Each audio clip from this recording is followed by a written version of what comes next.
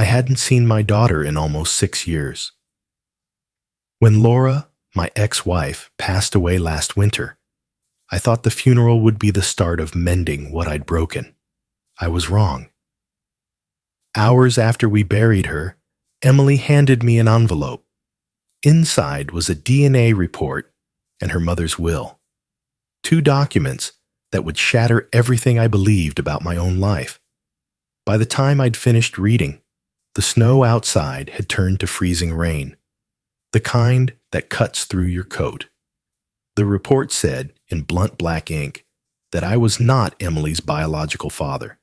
The will left every cent, $742,000 in cash, the house in Burlington, and her mother's jewelry to a man I'd never met, Mark Sullivan.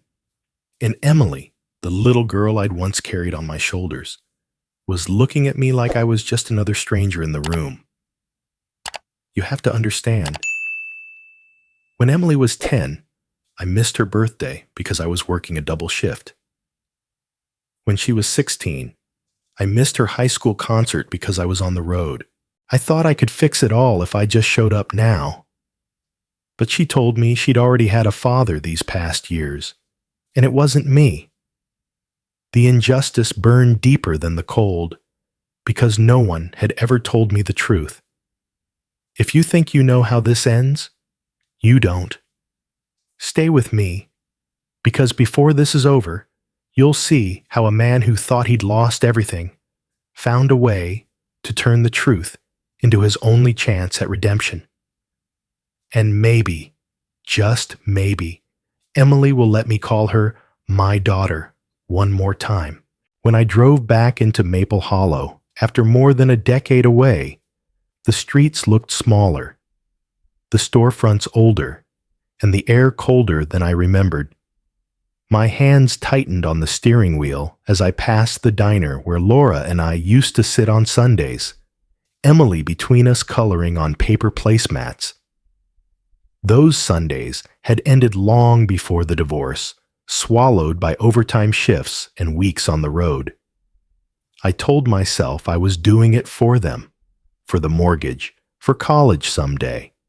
But work has a way of making you miss things that can't be rescheduled. I had missed too many. Birthdays, school plays, the day Emily learned to ride a bike. It was easier back then to think there would always be another year, another chance. Then the years were gone. And so was Laura, except for the occasional email about tuition or a scraped knee. And now she was gone in the only way that counts. When I got the call last fall that Laura had stage 4 cancer, it felt like the world folded in on itself. I took a leave from the construction firm without thinking twice.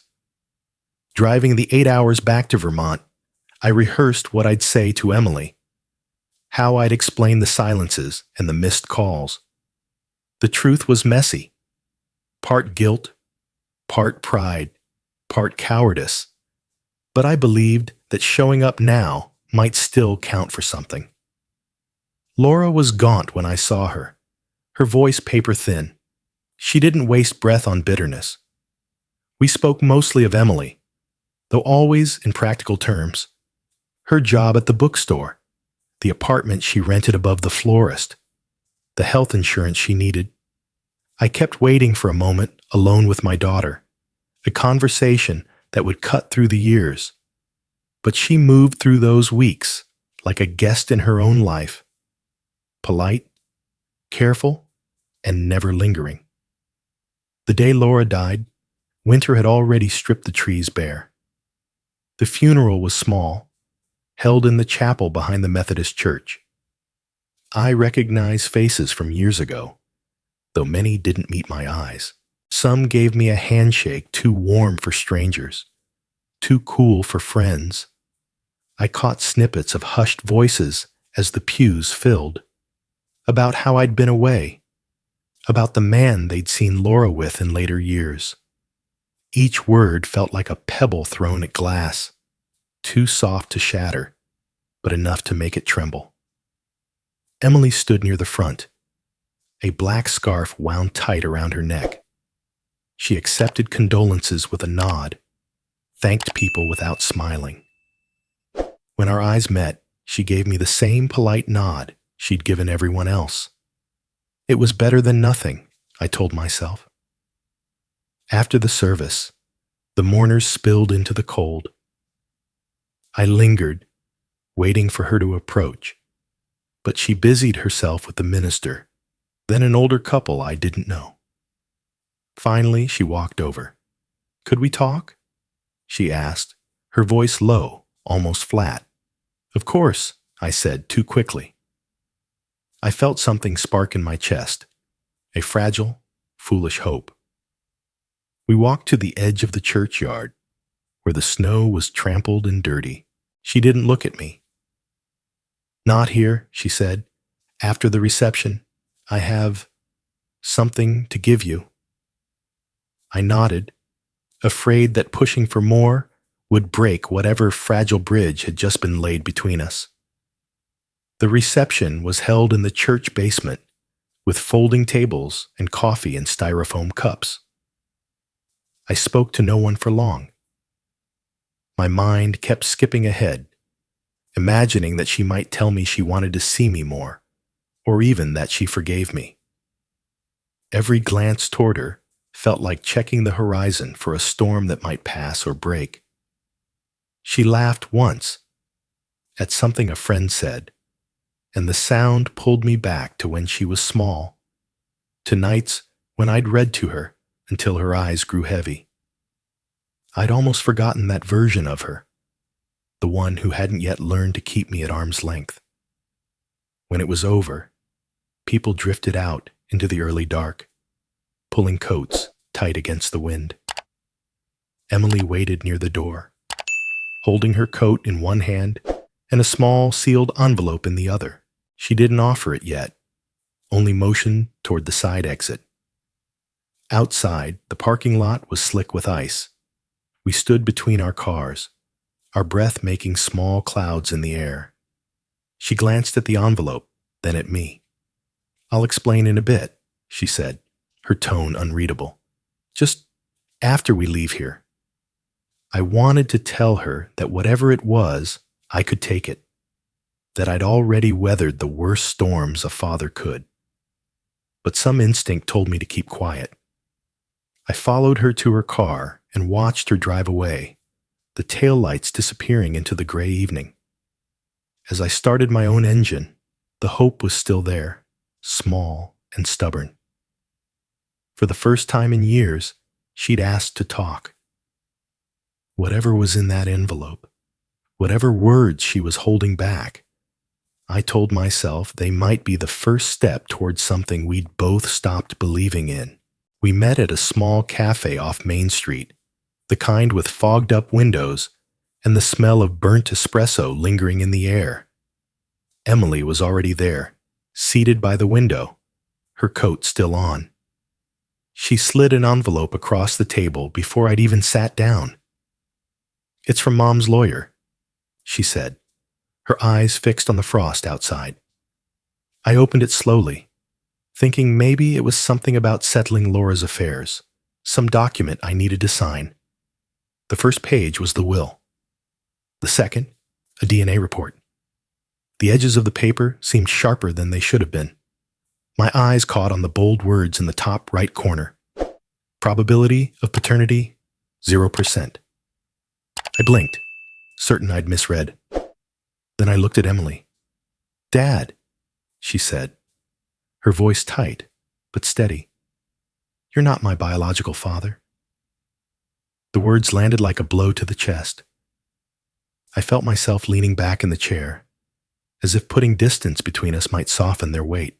The cafe noise dimmed, replaced by the pounding of blood in my ears. I saw, in a rush of unwanted memory, all the times I'd been away. Working double shifts, taking out-of-town contracts, convincing myself it was for her future. I thought of the birthdays I'd missed, the late-night phone calls I'd skipped because I was too tired. Was this why she'd kept me at arm's length? Had she known all along? I cleared my throat. but my voice came out hoarse. How long have you known? Since I was 18, she said. Mom told me. She said she didn't want to lie anymore. 18. 4 years ago. 4 years she'd looked at me, spoken to me, and never let this slip. I stared back at the will. The house in Burlington, the $742,000 in savings, the jewelry from Laura's mother, all of it left to someone named Mark Sullivan, a name I'd never heard before today. Who is he? I asked. My biological father, she said. He's been in touch since Mom told me. Helped pay for school when your checks stopped coming. Helped with my rent when I was between jobs.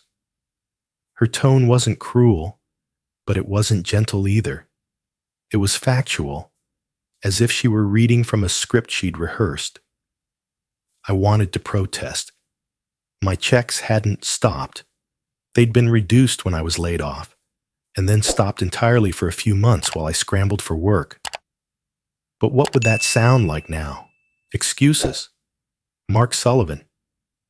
The name felt foreign, heavy. This man had been there in ways I hadn't, had written the checks I couldn't, had claimed the space in her life I'd once taken for granted. And Laura had let it happen, had arranged for it even.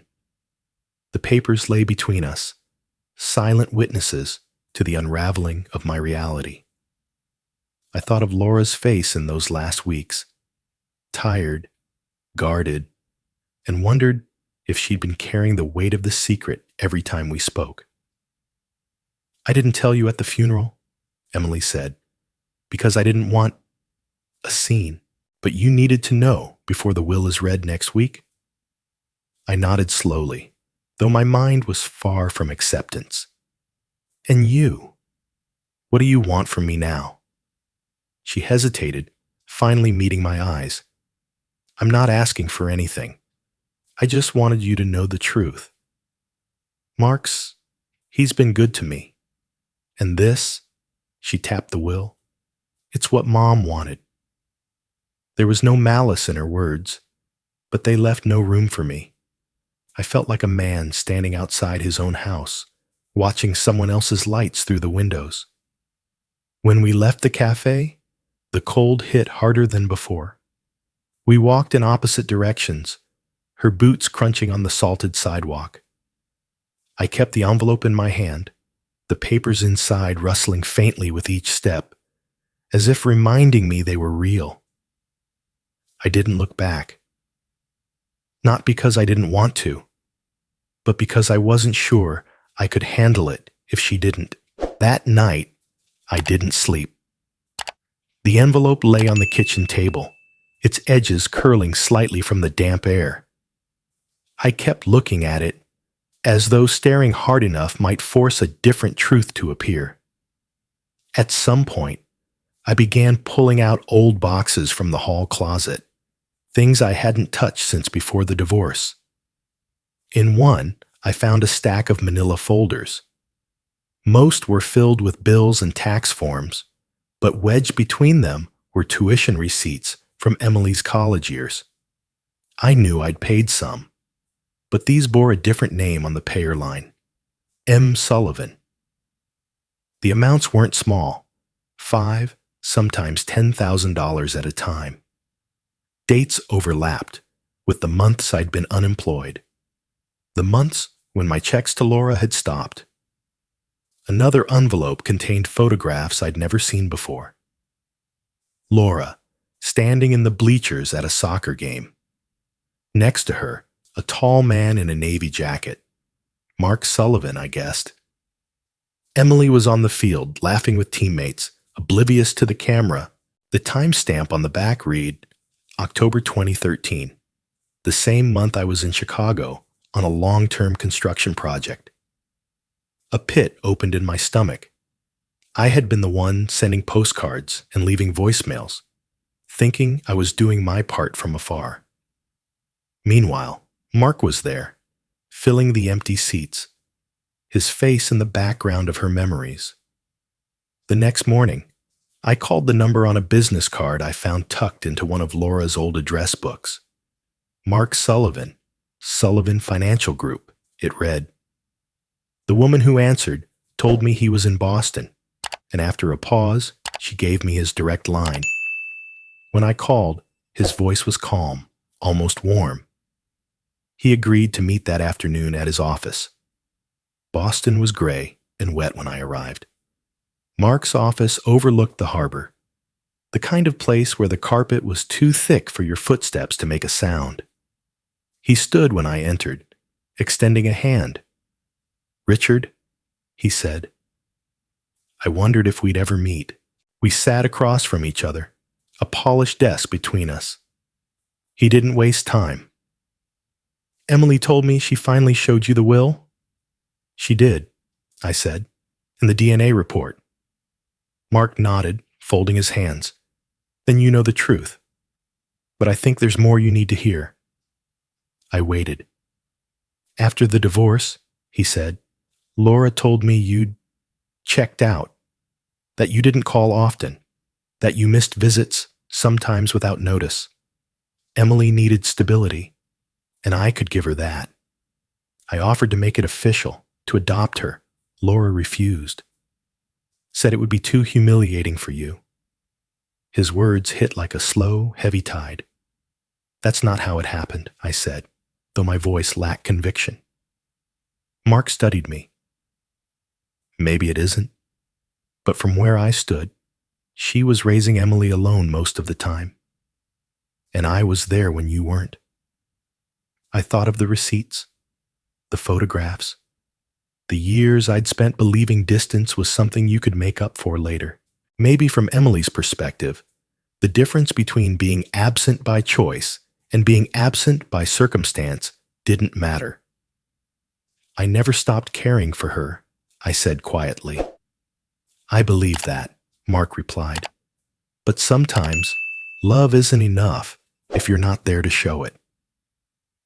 There was no malice in his tone, but it carried the weight of judgment nonetheless. For the first time, I felt the ground shift beneath the story I'd been telling myself all these years. Maybe I wasn't only the victim of secrets. Maybe I'd been part of the reason those secrets took root. When I left his office, the harbor wind cut through my coat. I wasn't sure if I'd just heard the truth, or another version of it that fit too neatly into someone else's memory. Emily agreed to meet at her apartment a week later. The place was small but tidy. The faint scent of coffee and old books clinging to the air. She sat cross-legged on the couch, her hands wrapped around a mug, and I took the armchair opposite her. There was no warmth in her eyes, but there was no hostility either, just a quiet readiness to get it over with. "I think we need to talk about the past," she began. "Not just the DNA test, everything." I nodded, waiting. "You weren't there, Dad," she said flatly. "When I was 9, I called you after the school play. You didn't answer. When I turned 12, you sent a card, but didn't show up. On my 16th birthday, Mom told me you forgot. I believed her because you didn't call until 2 days later." Each example landed with a dull weight, like stones dropped in water. I could see her as a child in those moments, hopeful, disappointed, learning to stop expecting. "I didn't forget," I said. "And I didn't ignore your calls. Your mom. She didn't always pass along messages. Sometimes I'd call and she'd say you weren't home, even when I could hear the TV in the background. And when I was on the road, it wasn't always possible to stop work. I thought you'd understand when you were older." Emily's gaze didn't soften. I was a kid. All I knew was you weren't there. Her words cut deep because they were true, at least in her eyes. I wanted to bridge the gap between our versions of history, but the years had hardened those gaps into walls. Silence stretched between us until she set the mug down and leaned back. There's something else Mom told me. I wasn't sure if I should bring it up, but I think you need to know what I heard growing up. I braced myself. She said Mark sent you money, Emily continued. That after the divorce, he gave you checks so you could make up for not being there. That you took it because you felt guilty. For a moment, I thought I'd misheard. What? I said sharply. She made it sound like Mark was helping both of us, Emily said. That it was his way of making sure I didn't go without, even when you couldn't afford things. That never happened, I said, the words harder than I intended. I never took a cent from him. Not for you, not for me. Emily studied me, her expression unreadable. Then why would she say that? I don't know, I admitted. Maybe to make him look better, maybe to make me look worse, or maybe she believed it in some twisted way. The room felt smaller, the air heavier. I could see the uncertainty flicker in her eyes, the beginnings of doubt about the version of events she'd been carrying for years. But just as quickly, she looked away, as if holding on to the familiar was safer than opening the door to something messier. I'm telling you the truth, I said quietly. You can believe it or not. But I won't let someone else's lies define the man I was, or the father I tried to be. She didn't answer.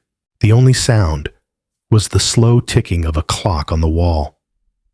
In that silence, I realized the battle wasn't just about facts. It was about trust, and trust couldn't be rebuilt with a single conversation. When I left, she walked me to the door, but didn't hug me.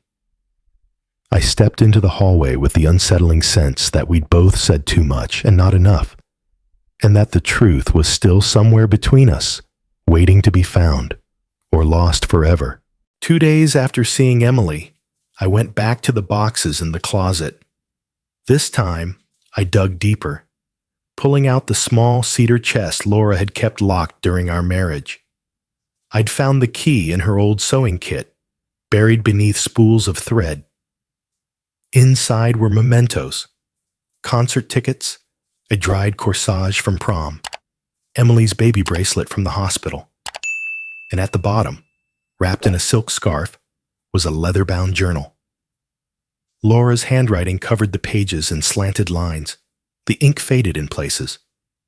I read for hours, my coffee growing cold beside me. The early entries were about mundane things, groceries, errands, work stress. But by the middle of the second notebook, the tone changed. She wrote about Mark, about their history before and during our marriage. She admitted knowing Emily was his child from the beginning, yet chose not to tell me. Her reason was blunt. Mark was willing to provide financial support, but only if it was unofficial. By letting me believe I was the father, she could keep control over Emily, over the narrative, over both of us. She described how she'd managed our schedules so I'd be out of town for key moments, ensuring Mark could step in. She called it balancing two fathers, as if it were a kindness. But in the margins, there were notes betraying her real motive. She feared that if I got too close to Emily, I might push Mark out entirely. And Mark's contributions, tuition, rent, travel, were something she didn't want to lose. I sat back, the journal heavy in my lap. I felt anger, yes, but also a hollow grief for the years stolen, the bond weakened by deliberate design. And in a strange way, I understood Emily's pain more. She had grown up in the middle of a story that had been shaped to fit someone else's agenda. That night, I made my decision. I wasn't going to contest the will. Fighting for money wouldn't fix anything, and it would only harden the walls between Emily and me. But I couldn't let the lies stand unchallenged. I wrote her a letter, long, careful, unhurried. I told her about finding the journal, about the entries that detailed how her mother had managed our lives. I didn't vilify Laura, but I didn't excuse her either. I enclosed photocopies of the most relevant pages, including the ones where Laura admitted the truth about my absence being orchestrated. I told Emily I wasn't writing for sympathy or forgiveness. I only wanted her to know that I had never chosen to walk away. Every missed birthday, every silence, every empty seat in the audience had been a cut I'd felt too. But I hadn't known how often those moments were arranged. I ended the letter simply. I am, and always will be, your father in every way that matters. Whether or not you ever call me that again is your choice. I sealed the envelope, addressed it by hand, and walked it to the post office the next morning. As I slid it into the outgoing mail slot, I felt both lighter and more uncertain than ever. Days passed, then a week. My phone stayed silent. No texts, no calls. The only sound in the evenings was the hum of the refrigerator and the creak of the old floorboards when I paced the kitchen. I told myself it was too soon, that she needed time to read, to think, to believe. But in the quiet hours, I wondered if she'd even opened it, or if it sat unopened on her kitchen counter, just another thing she wasn't ready to face. The journal remained on my desk, its pages splayed open to the place where Laura had written, "Sometimes the truth does more harm than good." I traced the line with my finger, thinking how wrong she'd been, and how right she might still be. It was early spring when my phone buzzed with a message I'd stopped expecting. The screen lit up with her name. Just Emily, no photo, no preview. My thumb hovered for a second before I opened it. "Can we talk?" 3 words, plain and unadorned, but they knocked the air out of me. I typed back before my better judgment could interfere. Anytime, anywhere. She suggested a cafe on the edge of town, one I didn't know. I arrived 15 minutes early and sat at a corner table, hands wrapped around a coffee I barely tasted. The bell over the door chimed, and there she was. Hair pulled back, a light jacket against the lingering chill. She spotted me and came over without hesitation. "Hi," she said, sliding into the seat across from me. "Hi," I replied, unsure if I should smile or not. We ordered, though neither of us seemed interested in the menu. When the cups arrived, she held hers without drinking. "I read your letter," she began, "and the copies from Mom's journal." I waited, my pulse steady but loud in my ears. "I don't know if I believe all of it yet," she continued, "but I believe more than I did before." It wasn't an apology. It wasn't absolution, but it was movement. Small, careful, real. "I'm glad you read it," I said. "That's all I hoped for." She looked down at her cup. "It's strange. All these years I thought I knew exactly what happened. Now, I'm not sure about anything." "That makes 2 of us," I said softly. A ghost of a smile touched her lips, there and gone in a blink. "I still need time," she said. "I'm not ready to call you Dad again, but I'm not shutting the door completely." Warmth spread through me, cautious but undeniable. It was the first hint of spring after a long winter, fragile but worth noticing. We talked for another half hour, mostly small things. Her job, a trip she was planning, the weather. Nothing that would make headlines, but everything that mattered because we were speaking, sharing, building something that might hold if we were careful. When we left, she gave a quick wave before heading to her car. No hug, but no distance in her eyes this time. In the weeks that followed, We exchanged occasional messages. A photo she sent of a book she thought I'd like. A recipe I texted her from an old family cookbook. Once, she called to ask about repairing a loose cabinet door, and I walked her through it, step by step over the phone. Each interaction was a thread, thin but strong enough to weave into something larger if neither of us pulled away. Still, I didn't fool myself into thinking the work was done. Trust isn't rebuilt in a month. And love, real love, needs more than shared DNA or shared history. It needs time, patience, and a willingness to keep showing up, even when you're not sure you'll be welcomed. One rainy afternoon, I found myself back in the closet where all of this had started. The boxes were still there, though I'd repacked them neatly. On the top shelf sat an old metal lockbox, my memory box, from the years with Laura and Emily. Inside were photos, ticket stubs, the hospital bill from Emily's birth, things I hadn't been able to look at for years. I sorted through them slowly. Some made me smile. Others brought a tightness to my chest that I didn't try to fight. At the bottom was the cedar box with Laura's journal, the one that had cracked open so much of the truth. I closed it and set it aside. Then I noticed the key. It was small, brass, a little tarnished.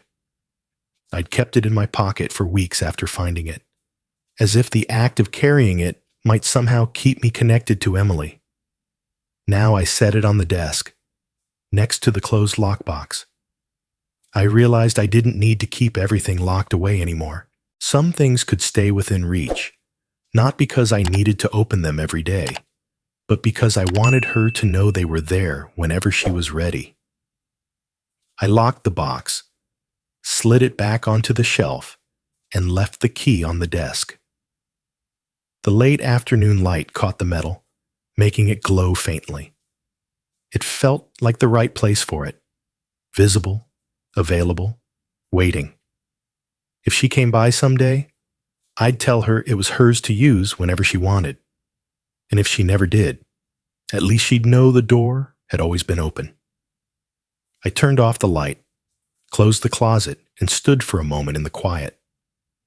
The rain tapped against the windows, steady and unhurried, like time itself reminding me that some things can't be rushed. For the first time in years, I felt at peace with that.